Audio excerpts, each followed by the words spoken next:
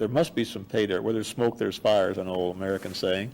And so we started looking for the fire that was creating the smoke. And we found that on several farms across Texas, we found families that were the descendants of the people that originally owned the farm. And the people still living there were the children that were alive the day this happened. And then we found 3 adult witnesses that were in about 90 years old, in that range, that were still very alert, very intelligent, very coherent in their descriptions, that told us separately, each one of them, exactly what they said happened. And it was patterned right after the newspaper reports, of course. We had one lady that said, you want to know where the little guy is buried? And we said, well, of course. And she told us the cemetery, the location to look in the cemetery, and the kind of stone that would be marking the grave. And in going there with a team, we found the stone. Wow. And it had an engravure in it that looked like someone took a chisel and came up with an oblong device that supposedly was to look like the thing the little guy was flying. The story went that they buried the little man at noon, and they gave him a Christian burial because they didn't know what his religion was. That's just kind of funny. But along with them, they supposedly put a chunk of the metal from his craft, because that was his only belongings that they put into his grave with him. We found a treasure hunter in Texas that had very sophisticated gear. He could detect a piece of metal at 4 feet in the ground instead of the normal kind where you find pennies on the beach, you know. And this man then lent his assistance and went over the area, looking at the pattern that the people reported, where the metal was strewn around. And he found that there were great chunks of metal under the dirt surface against the bedrock. And we had some of those dug up and sent to laboratories and found that the metal was absolutely pure aluminum. No trace elements in it, such as you find in the refining processes of aluminum today. And in other words, we'd have a hard time making it. We would have a difficult time making it. That is correct. There were traces of iron in suspension, and in some areas that ran up to an inclusion of iron of about 5%. It's generally impossible to put 5% iron in solution in aluminum. Therefore, we had some evidence then that something strange had happened there.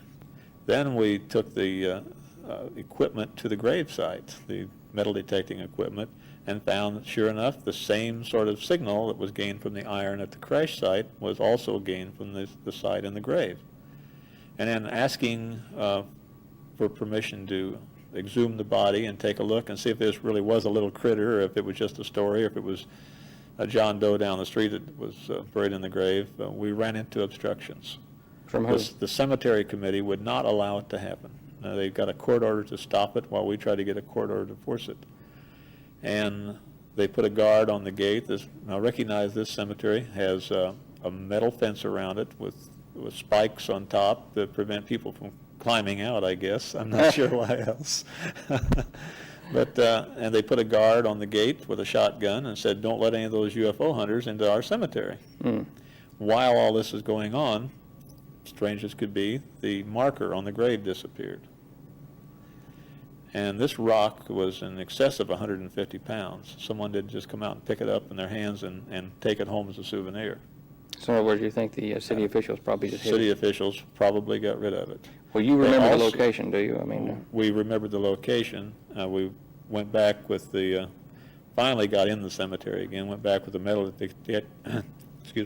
went back with the metal detecting gear to try to find, verify the exact site several weeks later when we finally got in.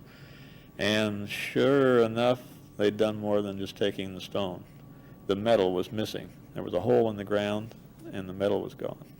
But who took it? Someone core drilled it with a core right down to it, removed the metal, and drove away.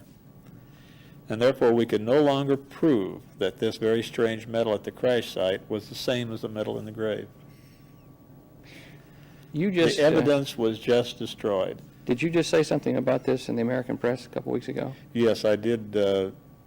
I did a more or less a technical write-up on the material itself. I didn't say much about the background of what happened to the gravesite and the metal and the problems with the people and all. I mainly put together an article that showed that there was a strange piece of material that I thought merited scientific evaluation. And hopefully to get someone to come forward and say, if I had that piece of metal, this is how I would have made it, and this is what I would do with it. And so far that hasn't happened, but it was published in a New York newspaper a week before I came to Australia, so I probably haven't had time to be communicated with. Don't you find it's a bit of a hard role to have your real-world job there at McDonnell Douglas, at the NASA facility, where you have to think as though there's no cover-up and operate on a normal day-to-day basis with your staff, and then come back and talk like this? Doesn't it put some conflict to you? It is a difficult role to play. There's no doubt about it.